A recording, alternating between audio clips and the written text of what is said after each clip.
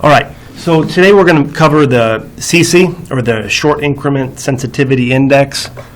This is one that I believe you'd covered in Dr. Downs' class previously. Hold on one sec. Okay, and so this is SISI. You covered maybe in Dr. Downs' class a little bit, or at least you went over it, right? You covered it partially? I don't. In passing? No? Okay.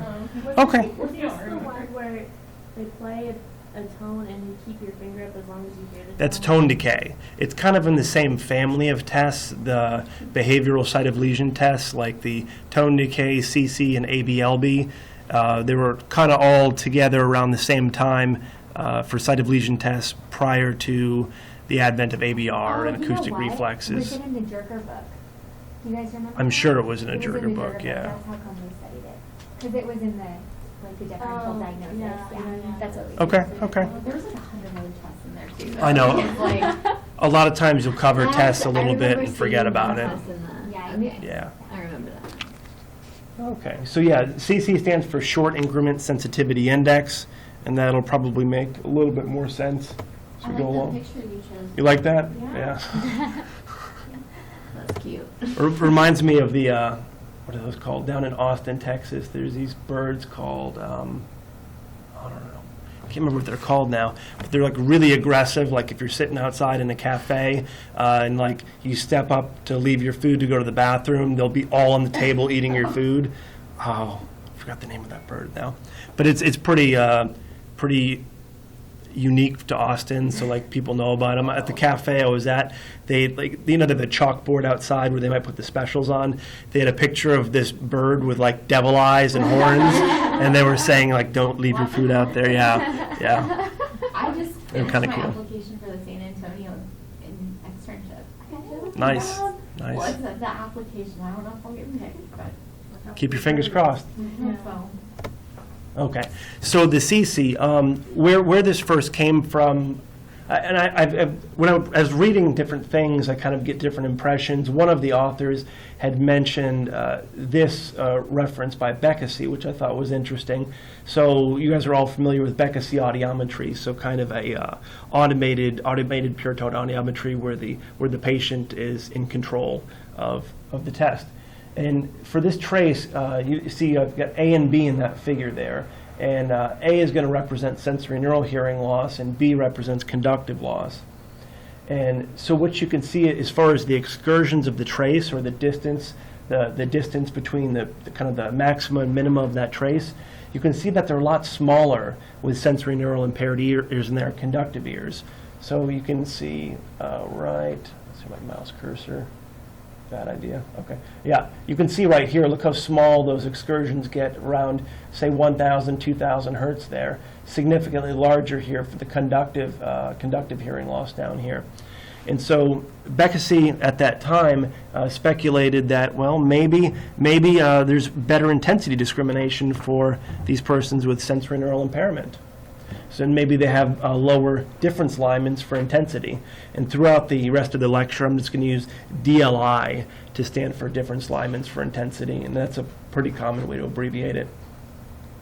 And so Bekasi thought that maybe you might have reduced difference alignments for intensity when you have recruitment or cochlear loss. And then a year later, I'm going to say these are probably independent papers where one did not inform the other because the time frame was so close, and a lot of times it would take a pretty long time before a journal or an article got published and before someone else got to see it. And so Dix, and this is the same as Dix Holpike from Vestibular, it's the same person we're talking about here. So Dix and colleagues performed loudness balancing across the ears. This would be similar to the ABLB, the alternate binaural loudness balance test. So performing loudness balance across the ears for persons with unilateral hearing impairment. Skip down here. Yeah, for unilateral hearing impairment. And so what you can see, we'll first look at the top figure here on the right. You've got examples of audiograms of left ear for conductive loss. On the right side, you've got sensory neural loss. And they perform these ABLB tests for persons with conductive loss, cochlear loss, retrocochlear loss, and they wanted to see how these patterns change. So at the time, they already knew that that recruitment would evince a different type of pattern compared to conductive loss. I believe that had been known for a while. And with recruitment, what you'll see is what you have in the lower right corner here. Can everybody see that okay? Okay. In that lower right corner, what you see is that loudness balance judgments are going to change as a function of intensity level.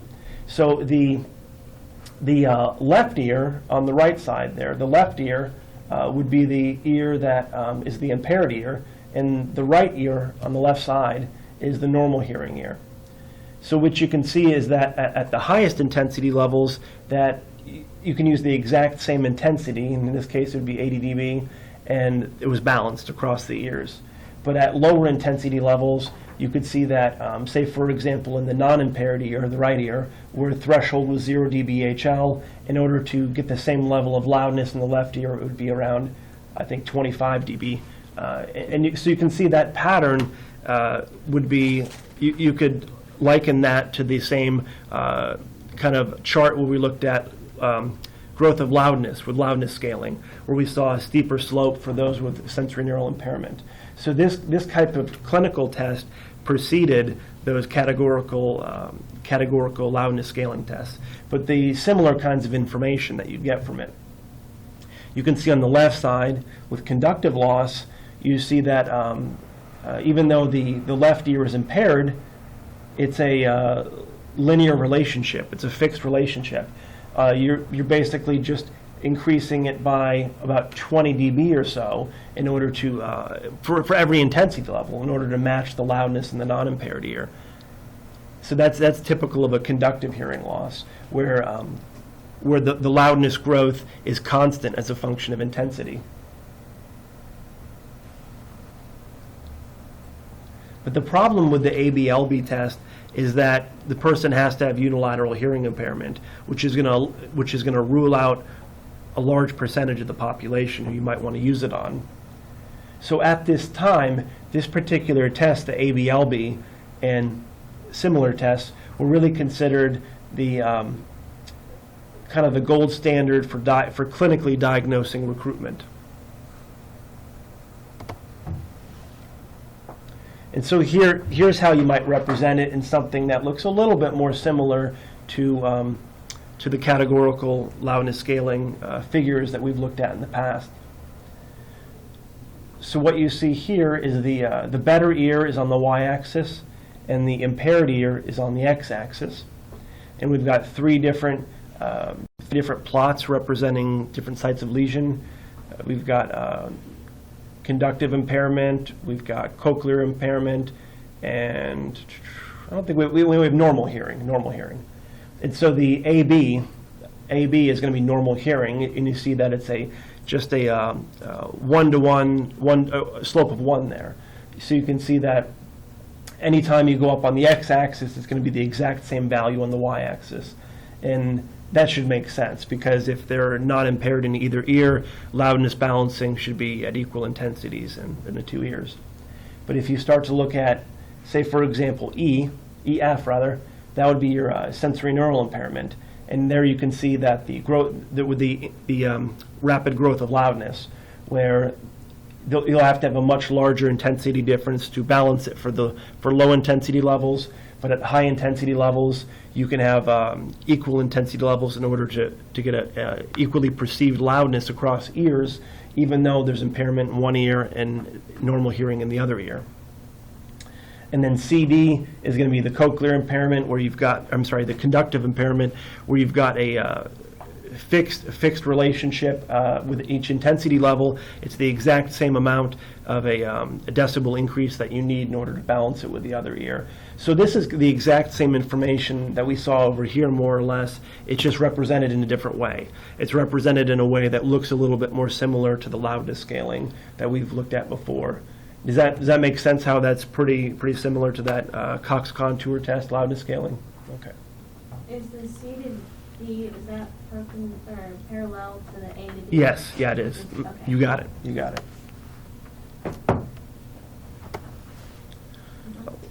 And for this one, this is going to be, you can see the normal hearing again on the that slope of 1 to 1 there. The dashed line is normal hearing again, and that thick black line is going to represent retrocochlear impairment, like eighth nerve tumor or something similar. Maybe other space-occupying lesions. You can see that this takes on a similar pattern to conductive loss, right? We see that it's parallel. It's parallel to the normal hearing line there, normal hearing slope. So does that pose a problem? How do we differentiate conductive versus retrocochlear impairment?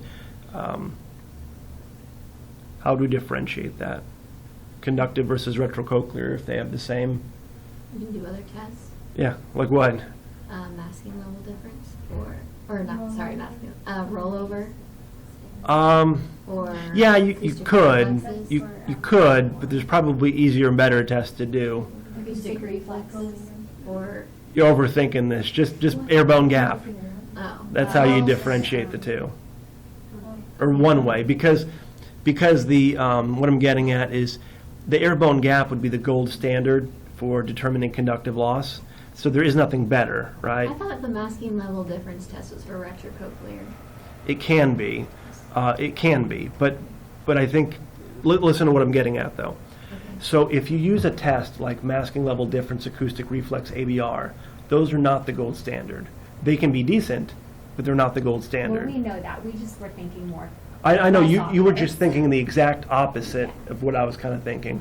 But in that case, you probably would be doing air-bone gap because A, it's not a special test, you do it all the time, and B, you know that test is going to be accurate. There's not really hardly any chance of error there in comparison to like acoustic reflex or masking level difference or things like that. But you're right that masking level difference is a test of retrocochlear function. So here is an example. Around this time, there were two authors, at least two studies that came out, and they were claiming that that the reduced intensity difference, the reduced difference lineaments for intensity, were representative of loudness recruitment. That they were kind of not one and the same, but one would lead to the other, and that was the general thinking back then. And there were a couple papers that came out to show qualitative agreement between the difference lineaments for intensity and the ABLB, which is also known as the Fowler test. So we can see here for this particular subject we have conductive loss. We can see over in the Fowler test or ABLB figure to the right, you can see that the line is mostly parallel to the normal hearing line there. Indicating a conductive loss. We can also see the we can also look at the audiogram there, where the left ear has a conductive loss, and then the numbers printed around on that 80 dBHL line there.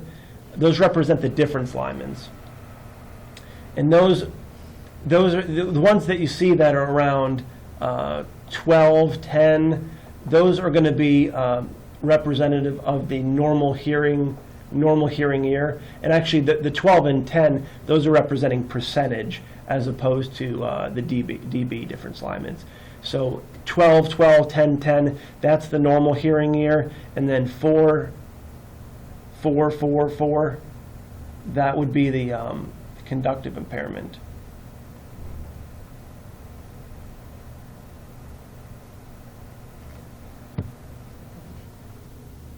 Is that right?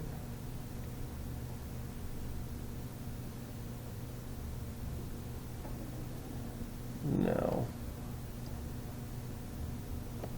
That's not. Forget about that difference lineman part on there. But we would expect that these difference lineaments for conductive loss would be about the same as they would be for normal hearing. It didn't really say in the paper, they didn't really explain the relationship between the two there. I don't know if that's supposed to be 10.4 or 12.4. I'm just going to assume that that's supposed to be 12.4 and 10.4 and things like that. That would make more sense because you'd have higher difference lineaments for conductive hearing loss. That's my best guess there. And there were a couple other papers like this showing qualitative agreement, but they weren't studies that were able to show good statistical agreement across a larger sample size. They weren't showing high correlations between the two. Here's another example where we've got this particular one, sensory neural loss secondary to Meniere's disease. And yeah, I'm guessing there's supposed to be a decimal there maybe. That doesn't make sense either though. But the difference Lyman's are much lower, which is consistent with sensory neural loss. You can see 6, 4, 6, 6. And then we also have agreement over here. If we look at that figure to the right, we can see recruitment is present there. Now that figure looks kind of opposite to what we saw in the previous figure, and the reason is because we would want better ear on the y-axis and worse ear on the x-axis, but it happens to be the author here just put the right ear on the y-axis and the left ear on the x-axis. So it's flipped around. So, but in this particular figure, because the better ear is the left ear, you'll see it kind of going in the opposite direction with that slope. But that would be indicative of recruitment.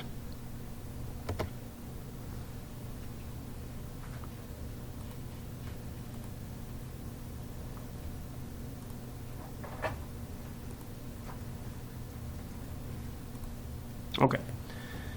And then in the mid-50s, after some previous authors had come out, and let's say Lucier and Zwislocki, and I think Jirga, and a few other authors were interested in creating clinical tests of intensity discrimination to produce difference Lyman's for intensity because of what they saw as the relationship between difference Lyman's for intensity and cochlear impairment.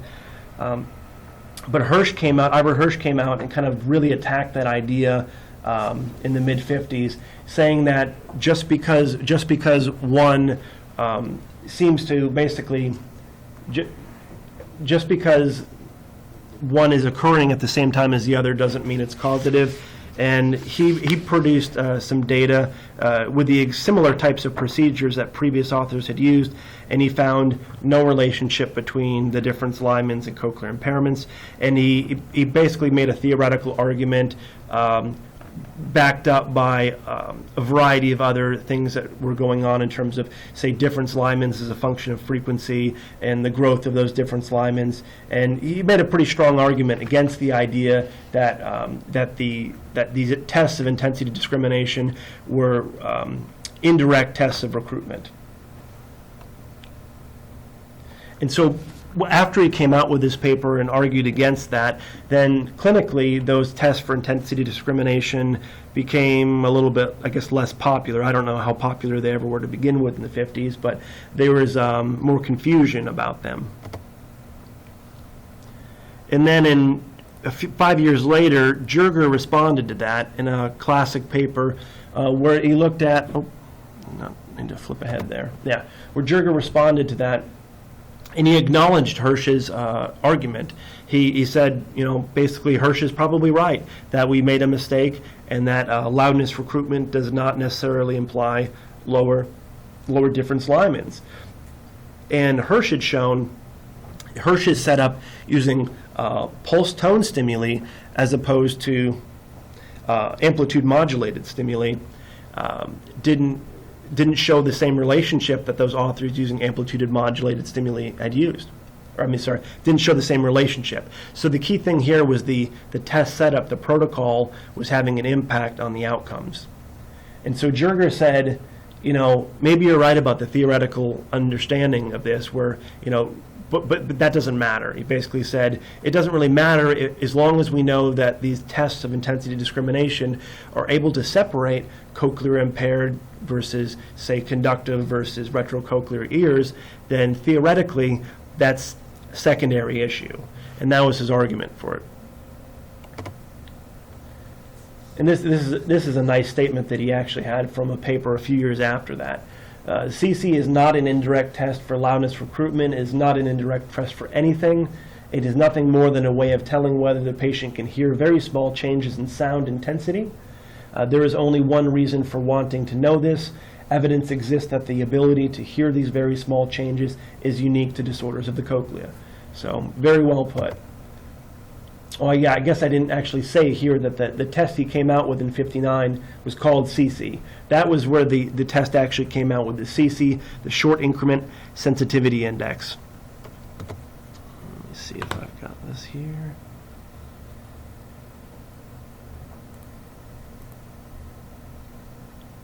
Okay.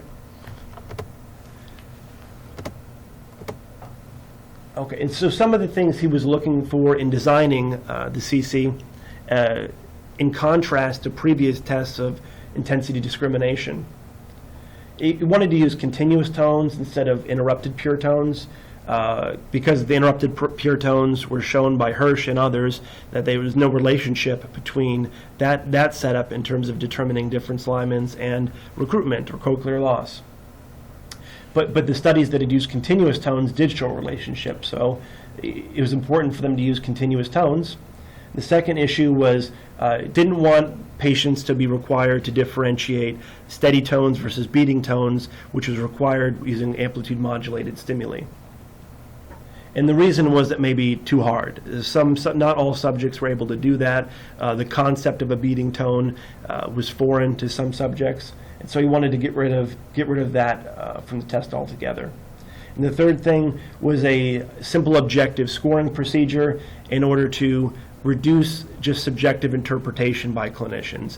Because if you introduce subjective interpretation by clinicians, you're likely to have poor test-retest reliability, especially across testers, greater variability across sites, etc. So those were the three explicit goals that he had. Now, another thing to mention is, unlike those previous tests for intensity discrimination, the CC did not produce actual difference Lyman's for intensity. So it didn't produce those values to say the minimum you can distinguish is 2 dB or 1 dB. The actual focus of this test was on discriminative power, and so it didn't really matter if it could produce difference Lyman's.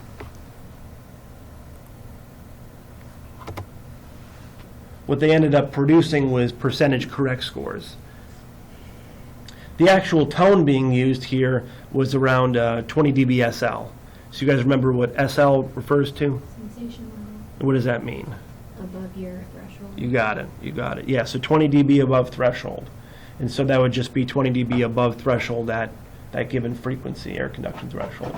The duration of the tone, about 300 milliseconds. I'm not sure if I wrote that correctly. Essentially, it was a 200 millisecond plateau plus 50 millisecond rise and fall times. So the tone was 300 milliseconds, but it was only 200 milliseconds at the maximum intensity value. So pretty short duration tones. And then you're moving up in 1 dB steps every 5 seconds, total of 20 trials. And these are the exact instructions used. You will hear a steady sound in your ear for about 2 minutes. The sound will be very faint. During the time it is on, you may occasionally hear a little jump in loudness. Whenever you are quite sure that you have heard one of these short loudness jumps, press the button which you have in your hand. If you think you heard a jump, but you are not certain, then do not press the button. Only press it when you are sure you heard a jump in loudness. A little bit long-winded, but I guess it works. And of course, you just substitute the button for a hand raise or something like that if you're using a different mode of response. So we can see that it's an ascending test procedure. We're going up. We're starting at a fairly low sensation level. He originally tried this around 10 dB SL and later 15 dB SL for previous tests of intensity discrimination, but he found that it was pretty challenging for even normal hearing subjects, and that's why he moved up to 20 dB SL.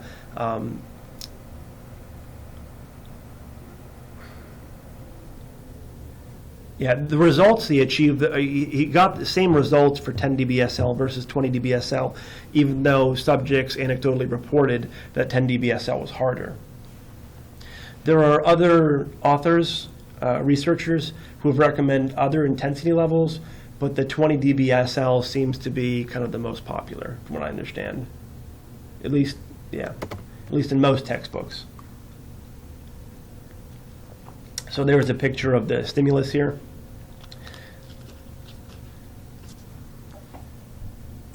So you can see that you've got the carrier tone, which is occurring prior to the actual stimulus tone. And so after 5 seconds, you would raise the tone at 1 dB increments. And the job of the subject was to push the button when they heard that jump in loudness, or push the button when they detected a change in intensity.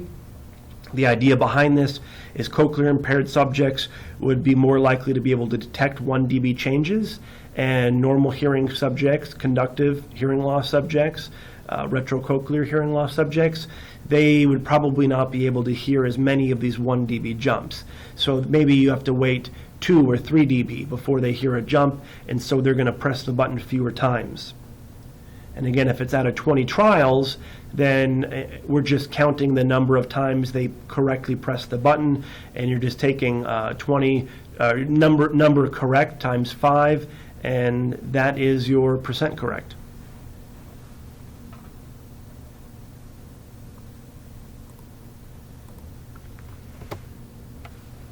So for the test procedures, after you instruct the patient, you would familiarize the patient first, like we familiarize in other types of testing. You might start with the 5 dB increments first, and the reasoning behind that to start with these larger steps or larger increments would be in order to sustain patient attention and confirm that the patient understands the task. So that's why you want to make it easier because the issue would be if you're using 1 dB steps, it may just be very difficult for them to discriminate. But if you use much larger 5 dB steps, then you can pretty clearly find out if they understand the task, because not everybody is able to do it. Those with some, say, mild cognitive impairment might struggle with the SISI. And there was another issue here, after 5 trials of the 5 dB increments, and you drop it down to 1 dB and start scoring, you don't score with anything but a 1 dB increment. And after the first 5 increments, remember there's 20 trials, so after 25% of the test, then there's another rule here. On the 6th trial, or actually 6th, 11th, 16th trials, what you're going to do is you're either going to give them a catch trial, which is a 0 dB increment, or you're going to give them a 5 dB increment. And it depends on what the response behavior was on the preceding 5 trials. So if they got 2 or less trials correct on the preceding 5, then you give them a 5 dB increment. You basically raise it 5 dB because you want to make sure they still are understanding the task, and that it's really an issue where sensory discrimination is the issue and not something else like memory or something like that for a patient who might be cognitively impaired. But on the previous 5 trials, if they had gotten 3 or more correct, then you use a catch trial, that 0 dB increment. So essentially, you just wait, you just pause. And you want to see if they respond there, because they may be getting into a rhythm. If they're responding every 5 seconds, very easily they could get into a rhythm, and you want to get a sense of the number of false alarms they're giving you. And I think couple other little rules that I didn't put in here would be, if you're noticing response behavior in the very beginning is kind of iffy, then you just disregard those first trials and then continue with 20 to start over. So I think clinicians in general had various modifications that they would use. So I don't think everybody was doing the SISI the same way clinically. So here were a couple test modifications recommended by authors after Jirga's original test design. One of them was made by Frederick Martin. He recommended, instead of just going from 5 dB down to 1 dB, he was saying a more gradual decline, going to 5 dB to 4 dB to 2 dB to 1 dB. And the reasoning behind that was so you could tell that the patient was not disregarding the 1 dB change because it was too small. So say, for example, the 5 dB change, the patient could easily discriminate.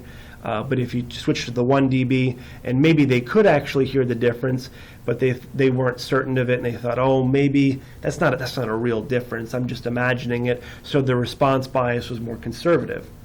So Martin argued that this would be a good way to prevent, I guess, the response criterion from becoming more conservative.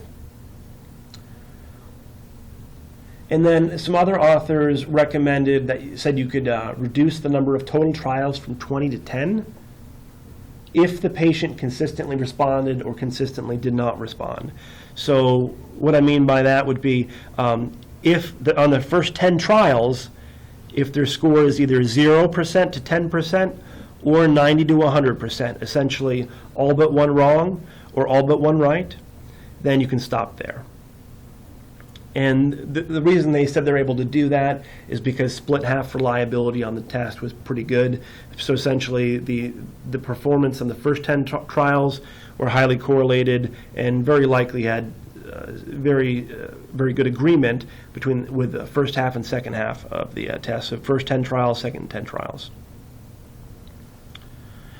Some other researchers reported kind of a clustering effect where many people on this test would score in the extremes.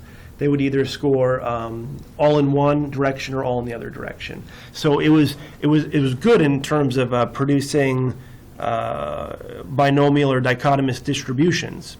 Kind of like, I think ABR, like if you're testing for retrocochlear disorders with ABR, like let's just say acoustic neuromas, my understanding, if I recall correctly, is that most of the time it's not like a subtle little change. It's usually pretty normal or it's grossly abnormal. And that's why with ABR that you could have different researchers using very different protocols and still getting good outcomes because it's a very robust test.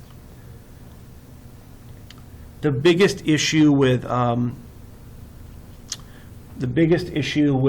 people falling in the middle, my understanding would be those with mild to moderate cochlear impairments. And so that is a significant drawback. But if you had substantial cochlear impairment, retrocochlear impairment, conductive impairment, you're likely to, normal hearing, you're going to fall to the extremes 9 times out of 10.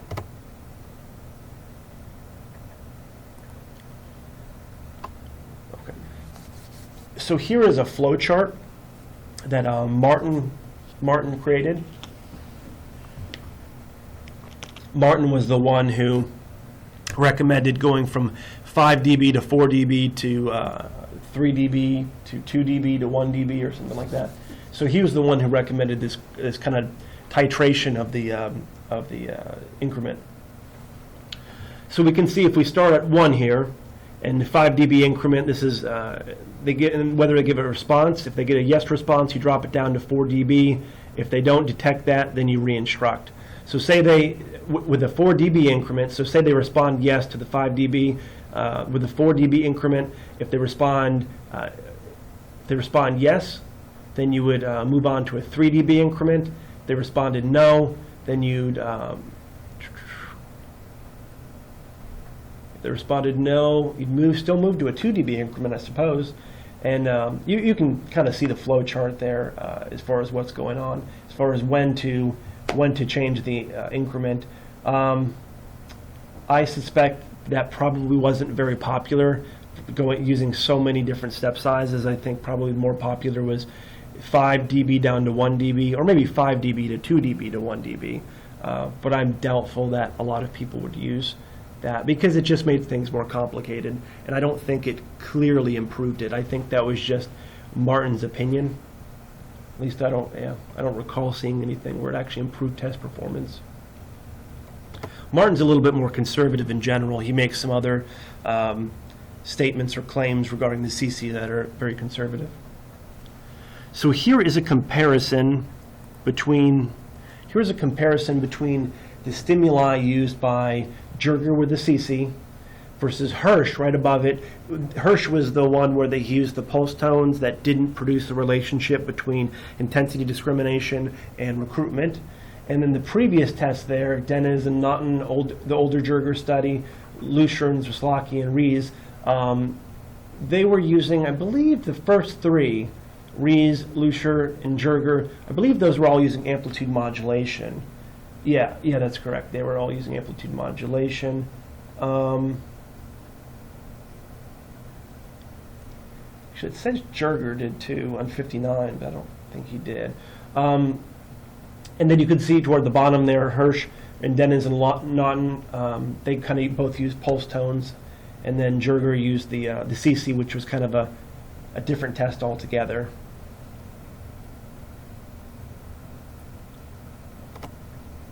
Let's see if I want anything else. So interpretation of the test results. For interpretation, again, you're just looking at the number correct out of 20. If you were cutting it back to 10, of course, you look at the number correct out of 10 and times it by 10. But if you're looking at the number correct out of 20, times it by 5 in order to get a maximum of 100%. And low scores, it would be basically less than or equal to 20%. Questionable scores, 25 to 55%, and high scores, greater than 60%.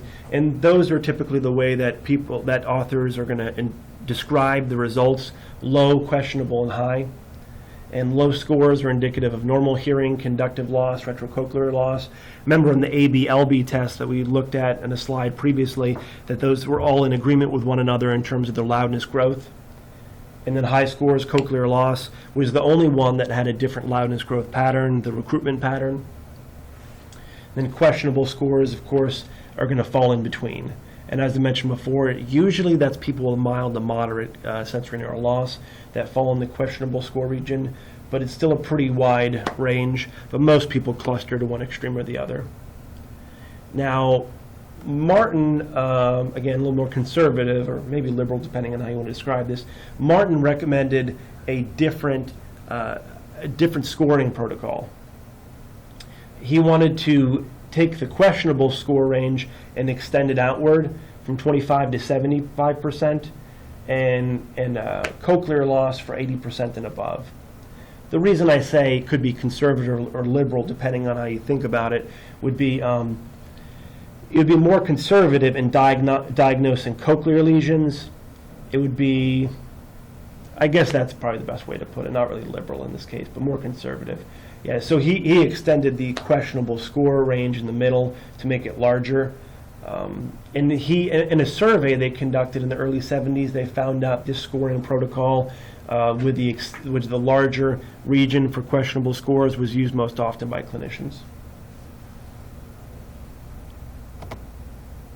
So you can see that it would be easy to get a lot of equivocal outcomes with this kind of test with that large questionable score range. So here are some examples from Jirga's original study on how performance of the SISI in relation to other audiometric test results of the time. So with this particular audiogram, we can see that the person has bilateral conductive impairment, right? Threshold, it looks like those SRTs, I'm guessing, SRTs around 40 dB or so. PB max 100%. And for this conductive loss, you would expect that they're going to perform similar to normal or similar to retrocochlear lesions. And you can see down on the graph on the right side, in the diagnosis was bilateral clinical otosclerosis. A sensation level 10 dB. Again, I realize it's lower than the 20 dB, but he found no difference between the two different sensation levels. If you look down at on the figure here to the right, you can see 0% correct for 500 to 4,000 hertz for all frequencies. So with this conductive impairment, even though the tone was audible, they couldn't discriminate any of these 1 dB changes at all.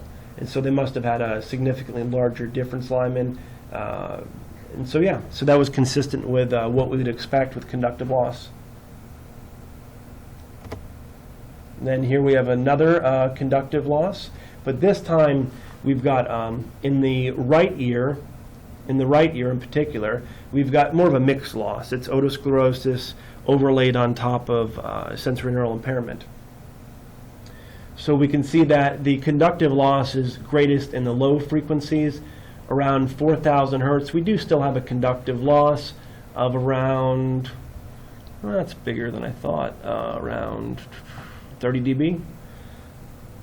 And then around 2,000 hertz, you can see Carhart's notch. And if we look at the SISI and how they perform there, well, 1,000 hertz performed within the normal range. And you can see at this time he had the normal range of 0 to 10%. That was later extended to 0 to 20. But you can see at 1,000 hertz it performed within the normal range.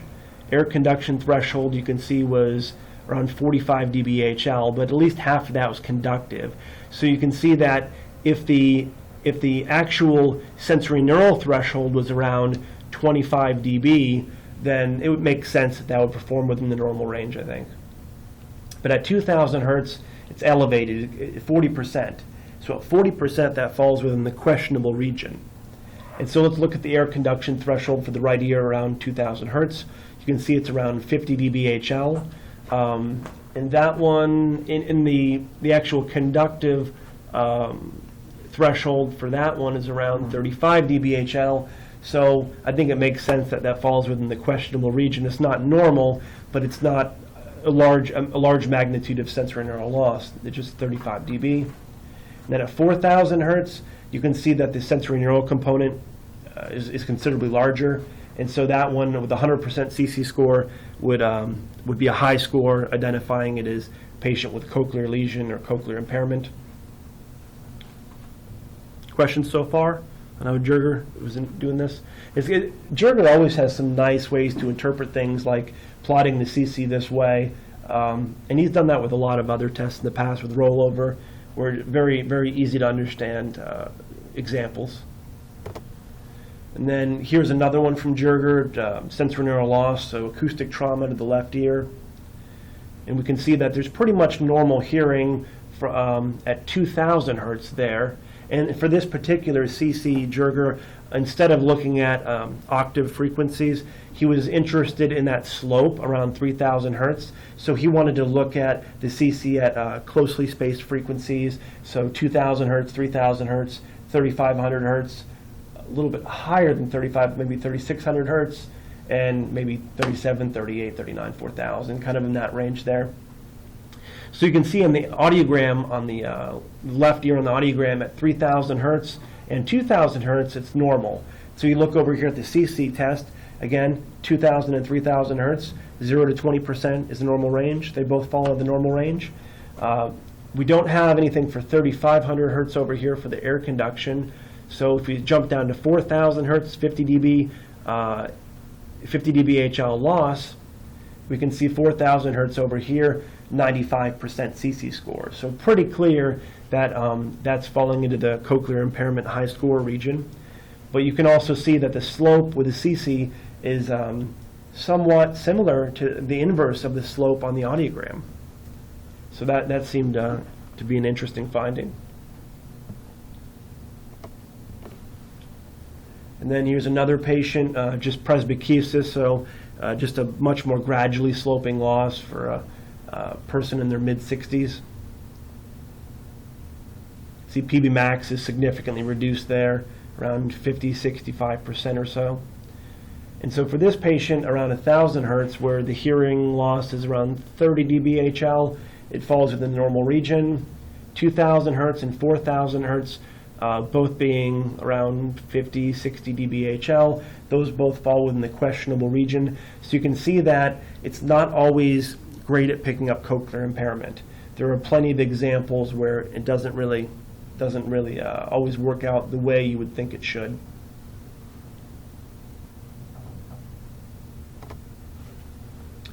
Another example, presbycusis with the left ear. If we look at 1,000 hertz, it's 25 dB, so pretty normal. 2,000 hertz, we're looking at 30 dB, and those both fall within the normal range on the SISI. And at 4,000 hertz, when it drops down to 60 dB, it basically is going to be 90% on the SISI. So you can see with all of these, where we've got a slope, where we've got a steep slope at least, we have a very abrupt change. So it goes from one extreme to the other, one extreme to the other. Let's see if there's any more. One extreme to the other there. So occasionally we do have some falling in the middle, but often we don't. Okay. Here's another one where we've got presbycusis in the left ear and Meniere's disease in the right ear. So you can see the relationship with the left ear first, which has better air conduction thresholds. In the low frequencies around 500 hertz, we have normal performance in the SISI. 1,000 and 4,000 hertz, kind of questionable performance as the air conduction threshold worsens. If we look at the right ear, which has significantly worse hearing because of those cochlear hydrops, then we can see that it's falling within the high region for 500 hertz, 1,000 hertz, and 4,000 hertz, just not at 250. 250 is considered in generally not a very good frequency to use because it's not, I mean, a lot of people have normal hearing there, even when they have, say, retrocochlear impairments or when they have cochlear impairments. The only one that's usually affected is often is conductive. I mean, I know you could have a severe loss like that, but the vast majority of people don't have an impairment at 250. And it may have also been poor at discriminating cochlear versus non-cochlear impairment as well. So here's a table produced by Jirga from his original study. These people on the left side, these categories, you've got conductive loss, noise-induced hearing loss, Meniere's, presbycusis, retrocochlear, and you've got the N, the sample size, immediately to the right of those labels. Now, when they were selecting these patients, these are all patients they were very certain about. So any patient they were like, I don't know what the history here is, they just weren't using them. So they intentionally selected patients who they were pretty certain about the disease condition. The retrocochlear patients either pretty much had surgical confirmation on 2 of them. The third one, I can't remember the confirmation on that, but it might have been, can't remember if it was an X-ray or what it was, but there was confirmation for retrocochlear impairment in all 3 of them. And that's why we have so few retrocochlear, because it's a lot harder to confirm that, especially back in like the 50s. And so what we're looking at here is the first 2 columns, just the range of air conduction thresholds, right? Just the range of air conduction thresholds in each of these groups, 1,000 and 4,000 hertz. You can see that there's considerable overlap. You can see those with noise-induced hearing loss didn't typically have any hearing loss at 1,000 hertz, but they did at 4,000 hertz. Besides that, it's a pretty wide spread in general. Retrocochlear for 1,000 hertz has a huge spread there, the largest of any, I think, there, -5 to 85. And then more interestingly, we can see the range of the SISI scores at 1,000 hertz and 4,000 hertz. And for the conductive impairments, 0 to 15 at both. So those fall within the low score range. If we look at retrocochlear, 0% for all 3 of them, definitely falls within that low score range. If we look at, well, we don't have normal hearing on here, but if we look at the noise-induced and Meniere's and presbycusis, those are the 3 that we would hope that would come back with high scores. If we look over at 4,000 hertz for those 3 middle categories for sensory neural, they're scoring mainly to the extremes for both Meniere's and noise-induced hearing loss, 95 to 100% at 4,000 hertz. Not so much at 1,000 hertz for noise-induced hearing loss, and that's probably because those persons tend to have better hearing at that frequency, so we would expect that to fall as a low score to begin with. If we look at presbycusis, that has the widest range.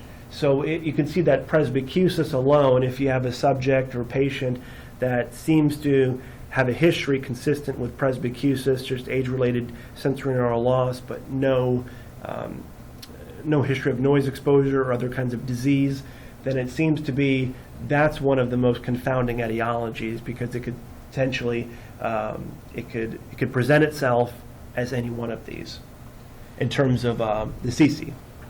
Of course, you could easily determine if it's a conductive loss. The big issue would be determining if it's discriminating if it's sensory neural versus retrocochlear. So as far as validity of the test, so that was kind of the very first study that on the SISI, and there's a variety of other studies in the article. The article here, they outline 12 studies.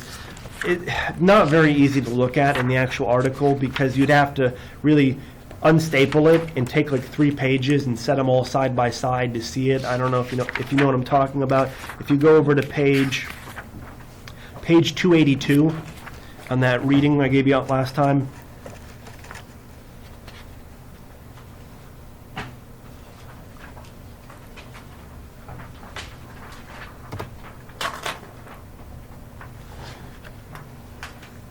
you don't have to rip out if you don't want to, but I'm just saying, if you I was just trying to point out the fact, if you want to, there's nothing wrong with it, you can certainly do that. But you'd have to put 282, 283, 282 and 283 would have to be left and right, and then 284 and 285 would be immediately below 282 and 283 if you wanted to have like one big chart to show it all, because you've got so many columns there. So the table 1, which spans, I think, table 1 spanning 4 pages, you can see that these different studies use different criteria for low versus high scores. So most often they were using 20 dB as the low cut, but a decent amount of studies use 30 dB as the cutoff for low, and then for the cutoff for high, many would use the 60 dB, but there were others that use a 65 dB. Let's see, was that it? And one that used 75 and one that used 80 dB. So the majority of those studies use the 60 dB cutoff for highs, and various types of findings on all of these. Now, what we can do with what the authors of this paper did was they wanted to use this data in order to find the data from all these other studies in order to find the PTCO plus.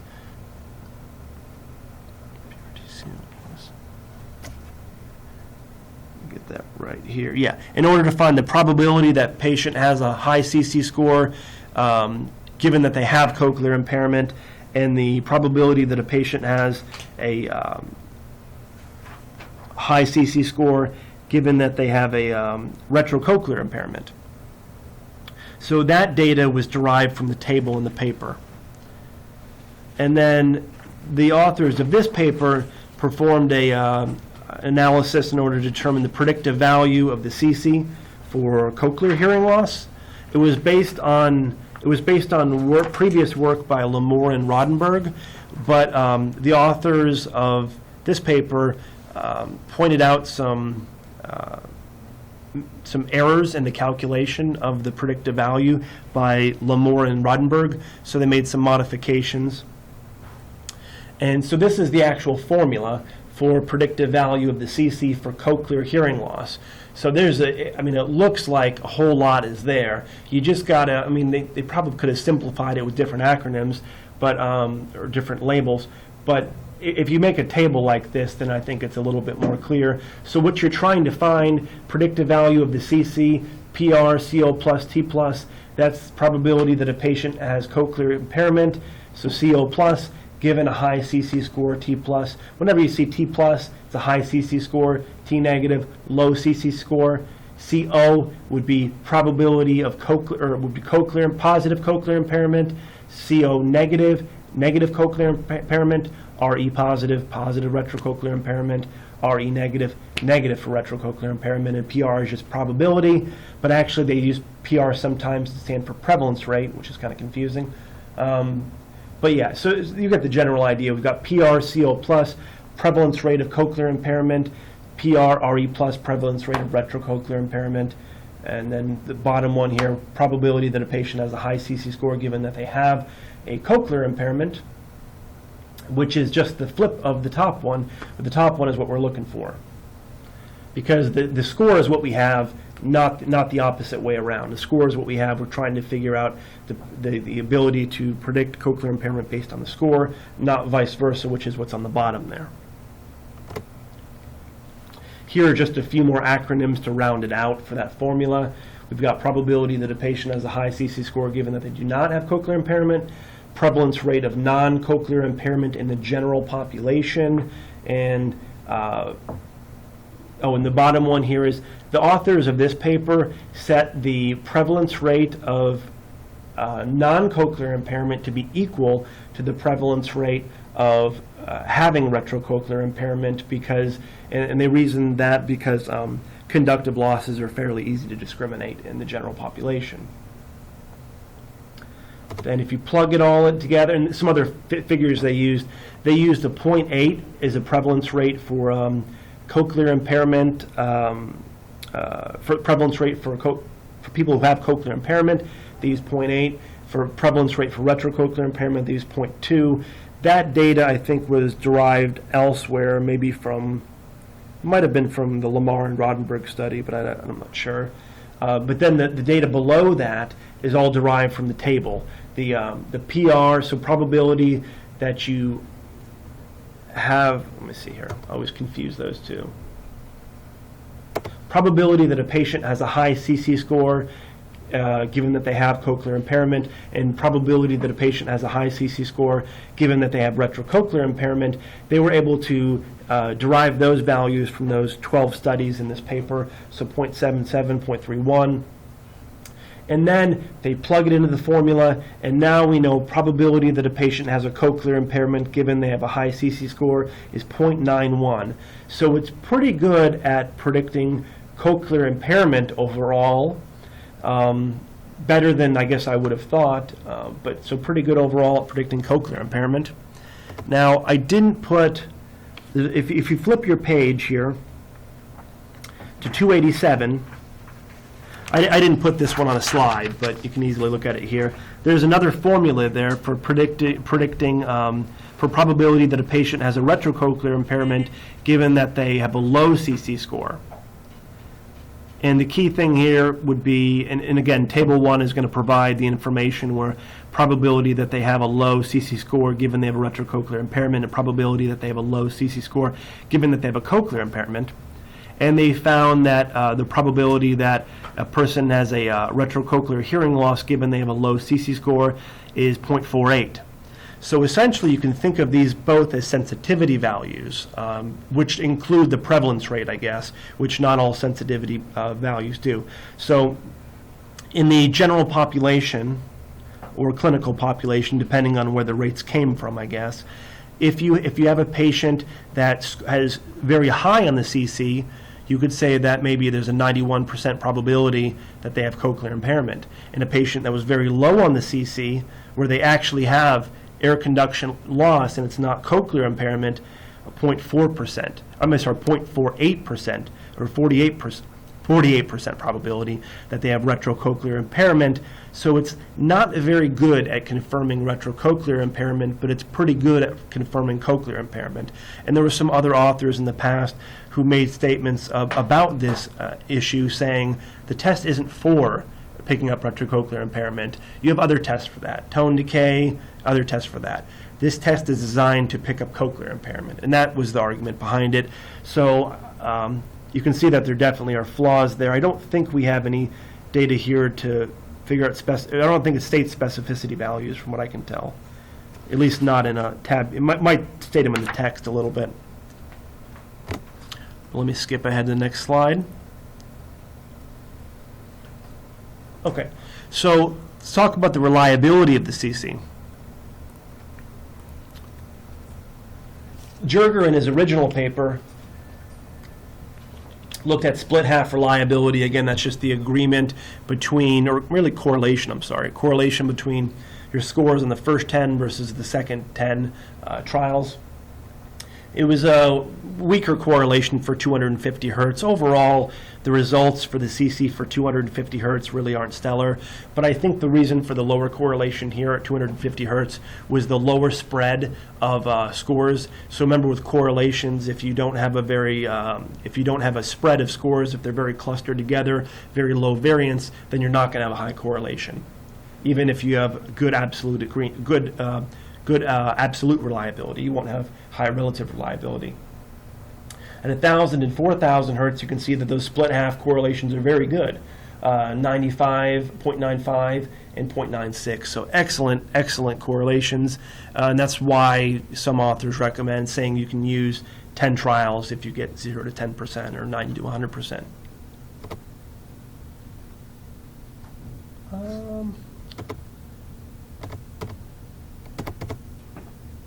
Oh, I guess I left one out by accident. Well, I'll just mention it. There was another one subject that Jirga had tested 8 times over a long period of time, and he found that the scores were relatively consistent over time. At least that was the conclusion. To me, it seemed like they varied quite a bit, because there would be changes as high as like 20%. And so, I don't know. I guess that test-retest reliability in some ways is somewhat subjective on how you interpret it. If it's good or bad, there's no criteria to say if it's good or bad. That's subjective. So like correlation coefficients, what's the cutoff? It's really subjective there.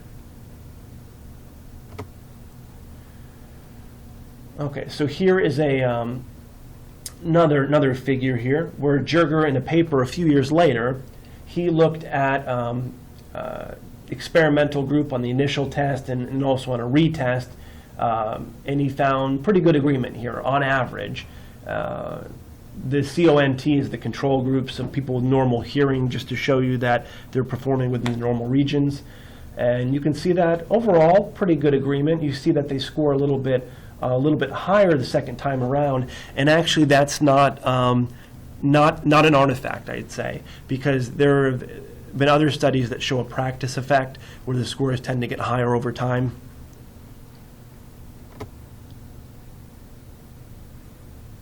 Oh, and this is for reliability, this is in that later study from 62. This one is showing the an absolute metric of reliability as opposed to a correlation coefficient, which is relative reliability. So with relative reliability, we're concerned with rank ordering, right? We're concerned that the scores go from highest to lowest, and they maintain a certain rank order, and that when we look at a correlation coefficient and it's high, all that we're saying is the rank order is preserved. It stays the same. With absolute reliability, in this particular version, it's a standard error of the measurement. You can think of the standard error of the measurement as a within subject standard deviation. So basically, it's really how much their score varies from test to retest, right? And so we're looking at standard error of the measurement, which is the third column or the fourth column from the left. So the S with the little e, I know you can't see the e, I believe it's an e, and the standard error of the measurement is actually pretty high, if you ask me. 20%, 13, and those are in the units of the actual test percentage. 20%, 13%, those are really high, if you ask me. So again, it depends on how you want to interpret it, but I would say that's not good for absolute reliability, in my opinion. But I think Jirga came to a different conclusion. Okay, so effects of increment size. I know I said 1 dB is the standard, and it is, but there were other authors who looked at smaller increments. So 0.75 dB, 0.5 dB. I don't even know if our audiometers do that right now, our clinical. I know our GSI 61 doesn't. I don't think the interacoustics does, but maybe it does. Maybe the interacoustics does. But they wanted to look at to see, these authors, Hanley and Uding, they wanted to see these lower increments, the smaller increments, do they get a better outcome? And what they found was that, let me see here, on this particular test,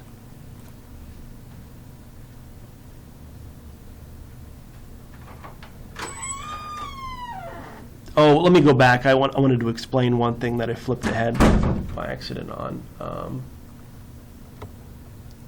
On here, I wanted to explain the standard error of the measurement a little better. I didn't note for myself here. So I mentioned the standard error of the measurement's pretty large, about 20% at 250 and 1,000 hertz, and 13% at 4,000 hertz. But Jirga argued that it was still appropriate or acceptable, because when you compare the average difference between normal hearing subjects and cochlear impaired subjects, then at 1,000 hertz, the standard error of the measurement's about the difference between cochlear impaired and normal hearing subjects on the SISI is about 1.5 times larger than the standard error of measurement, and at 4,000 hertz, it's 5 times larger. I would still say go with 4,000 hertz if you're testing it at one frequency, definitely, for a variety of reasons. Okay, getting back here. Okay, so this study where they looked at increment size or step size, you can see here that with these are all normal hearing subjects, okay? And you can see with the 1 dB step size, which is what we've seen in other studies, they're showing the mean CC score is 42%. Falls within the questionable region, pretty high standard deviation too of 30%. So the first thing to note here is this is not in agreement at all with previous studies. And then the second thing would be 0.75 dB and 0.5 dB with those smaller increments. We see lower CC scores, but the key problem here is that they're not comparing their data to a cochlear impaired group. So we already know that their mean CC scores for normal hearing subjects are way outside what they should be. We don't really have any reference to know what 0.75 and 0.5 dB increments, we don't have a reference to know what those scores should be. So I can really say, kind of disregard those for now. But then a study after that by, this is the same study. This one is showing the number of subjects that fall within different categories. If we look at using the 60% as the cutoff between questionable and higher, you can see 16 of those normal hearing subjects are going to fall into the abnormal region, so cochlear impairment, when they have normal hearing. And I'm going to flip ahead here. And if you have 70% as your cutoff, 13 will fall in there. Basically, it just didn't come out to be very good. The study wasn't good. I don't know what was wrong with it. That wasn't clarified later on. But then another group of authors, Sanders and Simpson, came back, and they looked at normal hearing subjects, and they looked at cochlear impaired subjects, same exact increments, 1 dB, 0.75 dB, and 0.5 dB, and they found that the mean SISI scores were similar to what they should be, around a little under 20% for the 1 dB, and that's a little higher than what we'd expect, but it's a whole lot more within our range of expectations compared to the previous study. But what you see is if you use a smaller step size and you go to 0.75 dB or 0.5 dB, what you're going to see happen is the SISI score decreases. And that should make sense because it's going to be much harder to discriminate, say, a half dB increment than it is a 1 dB increment, even for cochlear impaired subjects. But we also have a smaller standard deviation, so you could argue that's beneficial. But the authors of this study recommended that we use the 0.75 dB increment to make the task more difficult for. That was the previous authors recommended using the 0.75 dB increment, but the previous authors had crap study. It didn't agree with anything. So these authors found that significant difference between, say, 1 dB increment and on this study versus the previous study. Let's see if I've got another slide there. There we go. And so the authors of the study found that that the SISI test with a half dB increment gave results that were clearly negative in normal ears, which is good. And they also show that the test with the increment size failed to identify more than half of the cochlear impaired ears, which is not so good. That brings our sensitivity from 0.91 that we talked about before down to less than 0.5. So not so good to use a 0.5 dB increment. And so these authors said do not use the 0.5 dB. They supported the use of the 1 dB increment. And most people have done 1 dB ever since.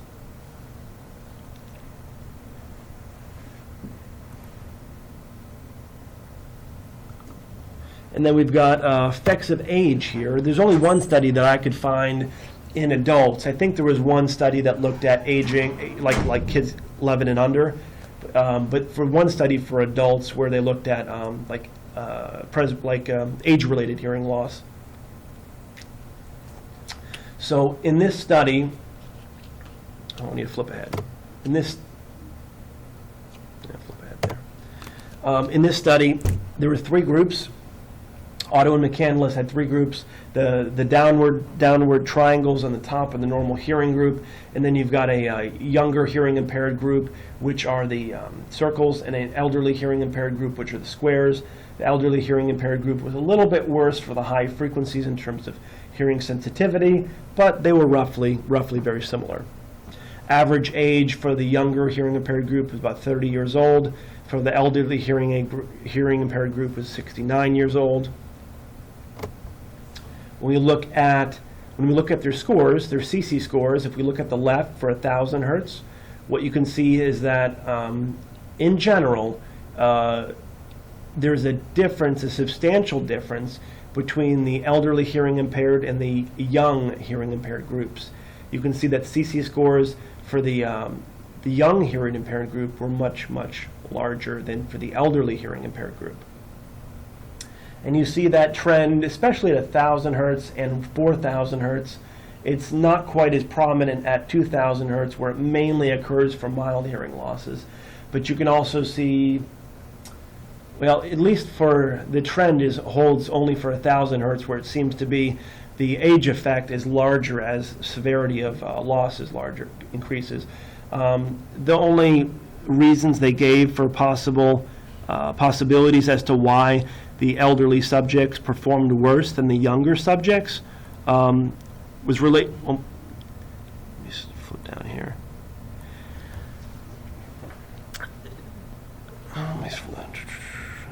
So either the difference Lyman for intensity is poorer in the elderly, but more likely it's possibly due to changes in the neural pathway. This has been reported by other authors around the same time. So one possibility would be when the cochlear hearing loss has been present for many, many years, the changes in the neural pathway might make it look like a retrocochlear hearing loss. And it kind of might be if you have, say, changes in the neural pathways like age-related auditory neuropathy. That doesn't mean auditory neuropathy spectrum disorder. Age-related auditory neuropathy, the kind of patient who has low PBMax scores, right? If you have that happen, then that really is a retrocochlear impairment, and it might present that way. So in that situation, I can kind of see how presbycusis would have that impact for these elderly hearing impaired subjects. And if you remember back to the original Jirga study, I said the presbycusis group had the widest range of SISI scores, 0% to 100%. And to me, that seems consistent with the idea that that these presbycusis group has varying underlying etiologies of sensorineural loss, a bit more heterogeneous compared to the acoustic trauma group and the Meniere's group that we looked at in Jirga's study earlier. But another possibility, if it isn't the neural pathway, changes in the neural pathway, it could be the behavioral patterns, right? Response criterion, maintaining attention. So those are other possible factors, were kind of cognitive factors.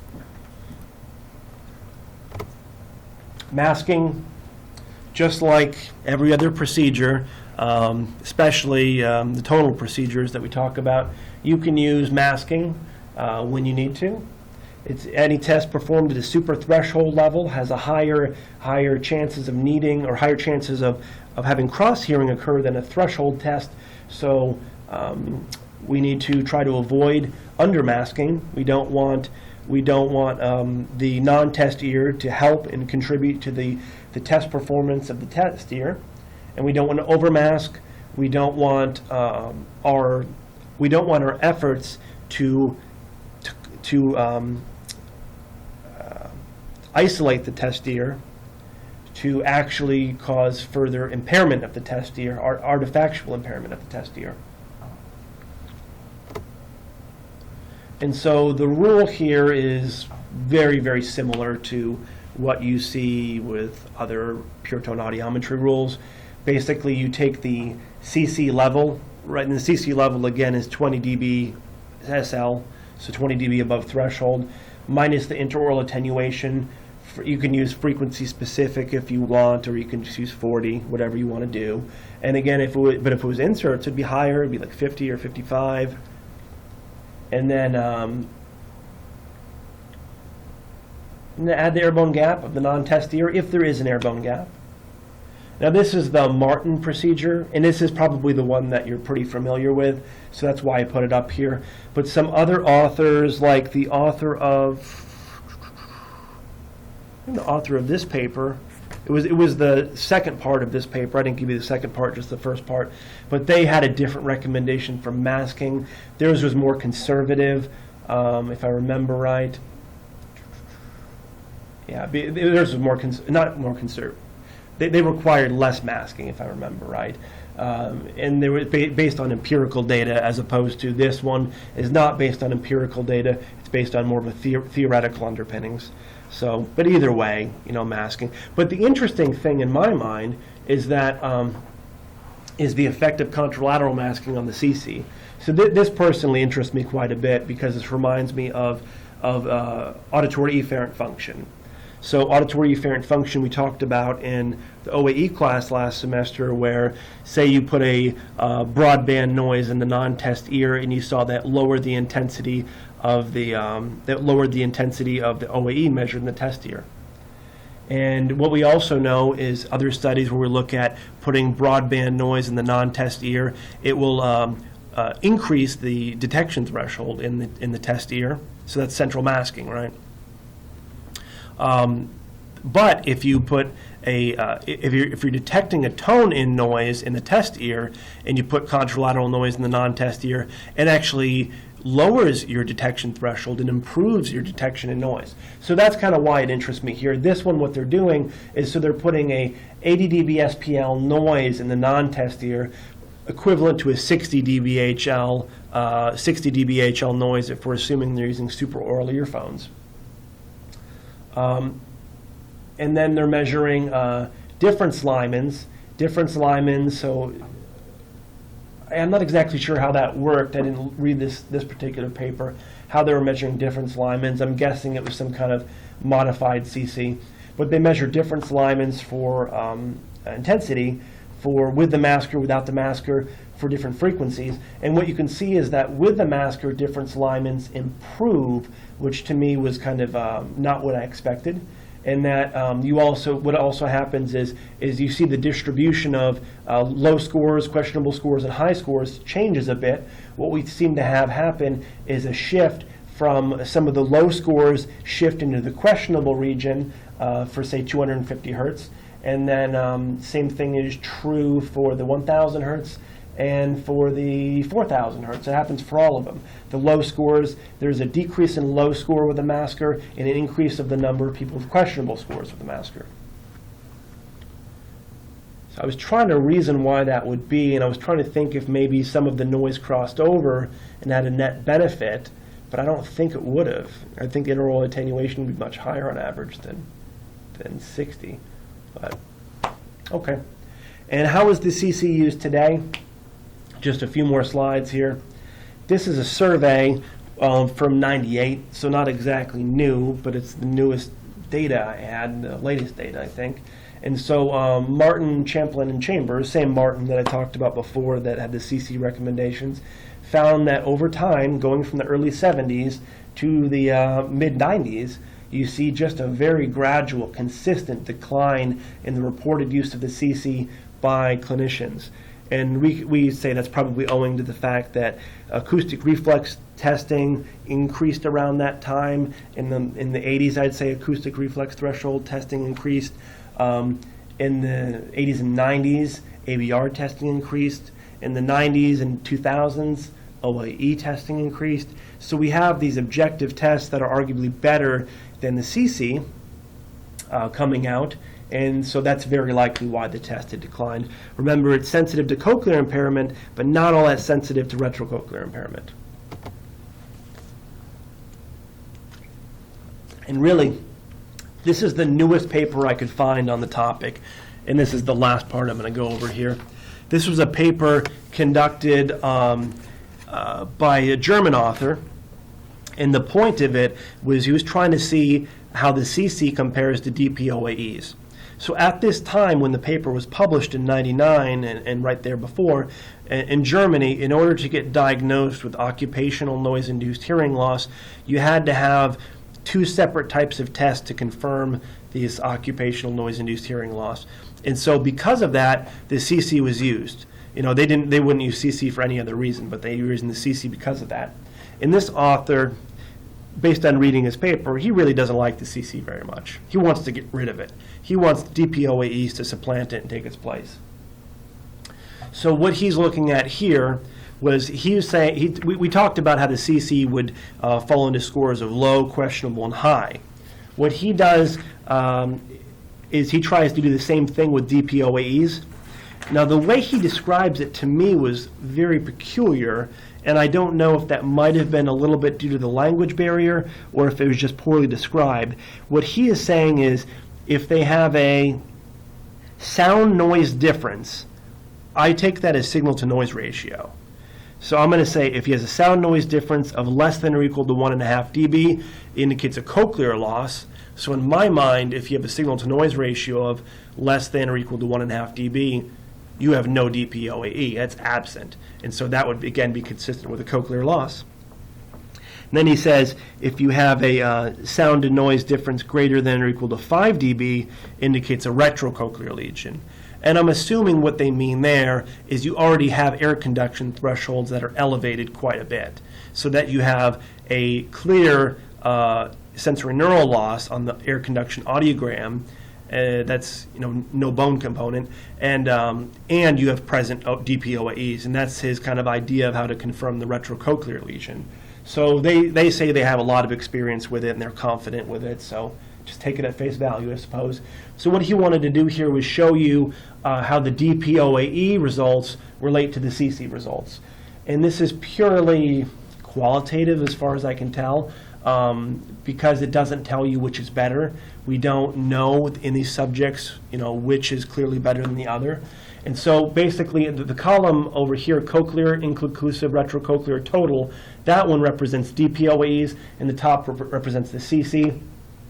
When you're breaking it down into 3 categories, cochlear, inconclusive, and retrocochlear, we have agreement for cochlear at 64%, agreement for inconclusive at 13%, and agreement for retrocochlear at 21%. So not all that high in terms of agreement. Oh, no. Where's that tabular? I think that's agreement. Let me see here. No, I'll just take that back. That's not agreement. That's just the total number of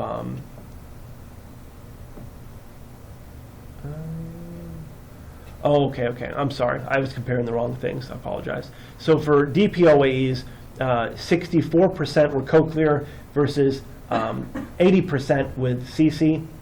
For inconclusive, with DPOAEs, close to 14% was cochlear, about 9% was SISI. With retrocochlear, close to 21%, 22% was with the DPOAs for retrocochlear, and around 11% for the SISI. And then the bottom table is where they say we're just going to lump inconclusive and retrocochlear together because, again, the SISI is the best at basically detecting a cochlear lesion, and so is really DPOAEs.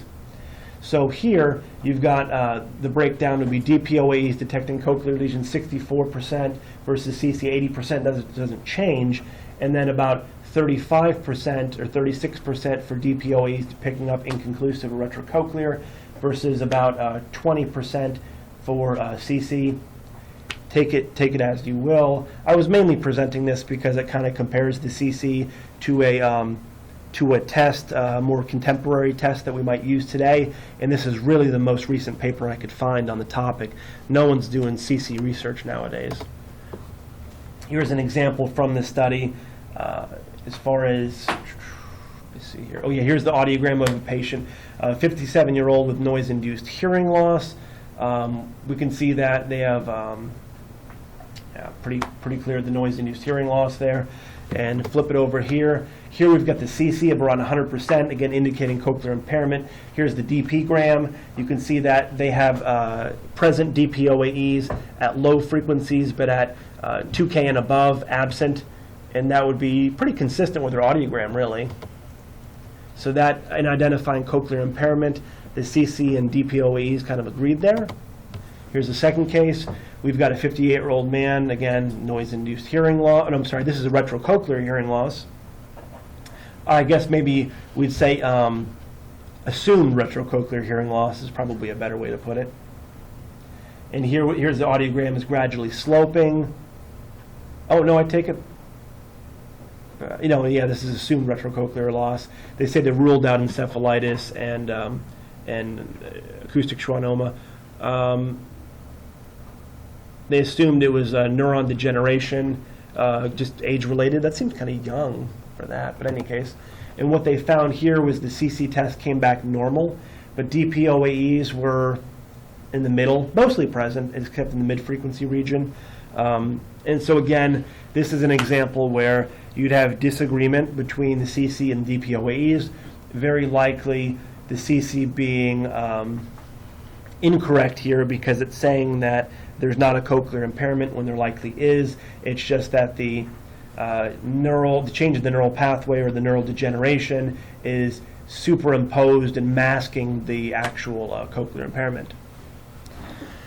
So that's all I had for the presentation on the CC. So I was trying to kind of push it all and wrap it up in there to kind of give you an understanding of the test, and I covered not everything on the CC, but a good deal on it.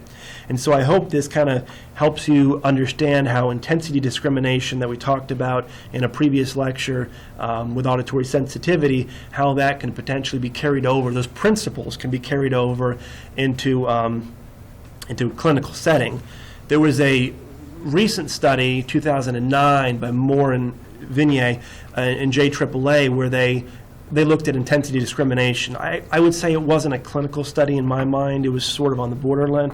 But I wanted to kind of tell you about what some authors are doing right now with intensity discrimination.